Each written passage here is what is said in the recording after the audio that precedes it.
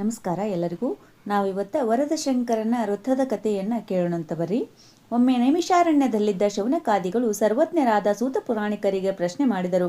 ಸ್ವಾಮಿ, ಯಾವ ಪುಣ್ಯ ಚರಿತ್ರೆಯ ಶ್ರವಣದಿಂದ ಜಗತ್ ಕಲ್ಯಾಣವಾಗುವುದು ಮತ್ತು ಪಾಪ ಕರ್ಮದಿಂದ ಬಳಲುವ ಮಾನವನ ಸಕಲ ಮನೋರಥಗಳನ್ನು ಪೂರ್ಣ ಮಾಡುವುದಾಗಿಯೂ ಹಾಗೂ ಯಾವ ವ್ರತ ಮಾಡುವುದರಿಂದ ಜೀವಗಳ ಕ್ಲೇಶ ನಾಶವಾಗುವುದು, ಮಾನವನ ಕರ್ಮಗಳು ಕಳೆದು ಸಕಲ ಮನೋರಥಗಳು ಈಡೇರಲು ಶ್ರವಣ ಮಾತ್ರದಿಂದಲೇ ಸಕಲ ಪಾಪವೂ ನಾಶವಾಗುವಂತಹ ಪುಣ್ಯಪ್ರದವಾದ ವೃತ್ತಕಥೆಯನ್ನು ತಿಳಿಸಿರಿ ಎಂದರು. ಇದನ್ನು ಕೇಳಿದ ಸೂತ ಪುರಾಣಿಕರು, ಸರ್ವ ಸಂಕಷ್ಟ ನಿವಾರಕವಾಗಿರುವ ಶ್ರೀ ವರದಶಂಕರ ವ್ರತವನ್ನು ಮಾಡು. ಈ ವ್ರತ ವಿಧಾನವನ್ನು ಷಣ್ಮುಖನು ಅಗಸ್ತ್ಯ ಮಹರ್ಷಿಗಳಿಗೆ ಹೇಳಿದನು. ಇಂತಹ ವರದಶಂಕರ ವ್ರತ ಕಥೆಯನ್ನು ಅಗಸ್ತ್ಯರಿಂದ ತಿಳಿದು ಸೂತ ಪುರಾಣಿಕರು ಶೌನಕಾದಿ ಋಷಿಗಳಿಗೆ ಬೋಧಿಸಿದರು. ಹಿಂದೆ ಜಗತ್ತಿನ ಮಹಾಪ್ರಳಯವಾದ ಸಂದರ್ಭದಲ್ಲಿ ಪರಮಾತ್ಮನು ಜಗತ್ತಿನ ಸೃಷ್ಟಿಗೆ ಸಂಕಲ್ಪಿಸಿದನು. ಆ ಸೃಷ್ಟಿಯ ರಕ್ಷಣೆಗೆಂದೇ ಮಹಾವಿಷ್ಣು ಅವತರಿಸಿ ಯೋಗ ನಿದ್ರಾಸಕ್ತನಾದನು. ಆಗ ವಿಷ್ಣುವಿನ ನಾಭಿಯಲ್ಲಿ ಬ್ರಹ್ಮನು ಹುಟ್ಟಿ ಬಂದನು. ಬ್ರಹ್ಮನು ವಿಷ್ಣುವಿನ ನಾಭಿ ಕಮಲದಿಂದ ಹುಟ್ಟಿ ಹೊರಬಂದು ಗಾಬರಿಯಿಂದ 4 ದಿಕ್ಕಿಗೆ ನೋಡಿದ್ದರಿಂದ ಬ್ರಹ್ಮನಿಗೆ 4 ಮುಖಗಳಾದವು. ಆ 4 ಮುಖಗಳಿಂದ ಋಗ್ವೇದ, ಯಜುರ್ವೇದ, ಸಾಮವೇದ, ಅಥರ್ವಣ ವೇದ ಎಂಬ 4 ವೇದಗಳು ಹುಟ್ಟಿದವು. ಹೀಗೆ ತ್ರಿಮೂರ್ತಿಗಳು ಅವತಾರವಾಯಿತು. ಆಗ ಜಗತ್ತು ಜಲಪ್ರಳಯವಾಗಿದ್ದನ್ನು ನೋಡಿದ ಬ್ರಹ್ಮನು ಏನು ಮಾಡಬೇಕೆಂದು ಚಿಂತಿಸುತ್ತಿದ್ದಾಗ ವಿಷ್ಣುವಿನ ಎಡಬಲ ಕಿವಿಗಳಿಂದ ಮಧುಕೈಟಭರೆಂಬ ರಾಕ್ಷಸರು ಹೊರಗೆ ಬಂದು ಬ್ರಹ್ಮನನ್ನು ಕೊಲ್ಲಲು ಹೊರಟರು. ಬ್ರಹ್ಮ ಯುದ್ಧ ಮಾಡಿದರು, ಅವರು ಸೋಲಲಿಲ್ಲ. ಬ್ರಹ್ಮನು ಶಿವನನ್ನು ಕುರಿತು ಧ್ಯಾನ ಮಾಡಿ ಶ್ರೀ ರಾಕ್ಷಸರನ್ನು ಸಂಹರಿಸಲು ಮಹಾವಿಷ್ಣುವೇ ಸಮರ್ಥನು. ಯೋಗ ನಿದ್ರೆಯಿಂದ ಅವನನ್ನು ಎಚ್ಚರಿಸಿ ನನ್ನ ದುಃಖವನ್ನು ಪರಿಹರಿಸಬೇಕೆಂದು ಶಿವನನ್ನು ಪ್ರಾರ್ಥಿಸಿದಾಗ ಶಿವನು, ನೀನು ದುಃಖಿಸಬೇಡ, ವರದಶಂಕರ ವ್ರತವನ್ನು ಮಾಡುತ್ತೇನೆ ಎಂಬ ಸಂಕಲ್ಪ ಮಾಡು, ವಿಷ್ಣು ಎಚ್ಚರವಾಗುತ್ತಾನೆ ಎಂದನು.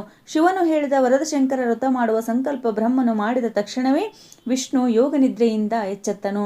ರಾಕ್ಷಸರಿಗೂ ಶ್ರೀಹರಿಗೂ ಬಹಳ ಕಾಲ ಯುದ್ಧವಾಯಿತು. ಆದರೆ ರಾಕ್ಷಸರು ಸೋಲಲಿಲ್ಲ. ವಿಷ್ಣು ಸಮುದ್ರದಲ್ಲಿ ಅಡಗಿ ಕುಳಿತನು. ಅಲ್ಲಿಗೂ ರಾಕ್ಷಸರು ಹುಡುಕಿ ಬಂದರು. ವಿಷ್ಣುವಿಗೆ ಭಯ ತಪ್ಪಲಿಲ್ಲ. ಆಗ ಶಿವನನ್ನು ಕುರಿತು, ದೇವ, ಮಹಾಧೀಶ್ವರ, ಸಕಲ ಲೋಕಪಾಲಕ ಎಂದು ಶಿವನನ್ನು ಪ್ರಾರ್ಥಿಸಿದಾಗ ಶಿವನು ಪ್ರತ್ಯಕ್ಷನಾದನು. ವಿಷ್ಣು ರಾಕ್ಷಸರ ಉಪಟಳವನ್ನು ಹೇಳಿ ರಕ್ಷಿಸು ಎಂದಾಗ ಶಿವನು ಹೇಳಿದನು, ವಿಷ್ಣು, ನೀನೇ ಸಾಕ್ಷಾತ್ ದೈವ, ಸಾಧ್ಯವಿಲ್ಲ ಎಂದರೆ ಕಾರ್ಯ ಆಗುವುದಿಲ್ಲ. ನೀನು ಭಕ್ತಿಯಿಂದ ವರದಶಂಕರ ವ್ರತವನ್ನು ಮಾಡು ಎಂದನು.